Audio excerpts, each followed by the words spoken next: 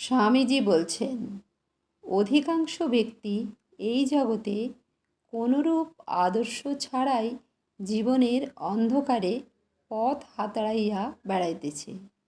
যাহার একটি নির্দিষ্ট আদর্শ আছে, সে যদি 1000 ভ্রমে পতিত হয়, যাহার কোনরূপ আদর্শ নাই, সে তবে 50,000 ভ্রমে পতিত হইবে, ইহা নিশ্চয়।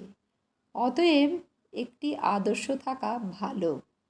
এই আদর্শ সম্বন্ধে যত বেশি পারা যায় শুনিতে হইবে, ততদিন শুনিতে হইবে যতদিন না উহা আমাদের অন্তরে প্রবেশ করে, আমাদের মস্তিষ্কে প্রবেশ করে, যতদিন না আমাদের রক্তের ভিতর প্রবেশ করে, যতদিন না উহা আমাদের প্রতি শোণিত বিন্দুতে ধ্বনিত হয়, যতদিন না উহা আমাদের শরীরের রন্ধ্রে রন্ধ্রে ব্যাপ্ত হইয়া যায়।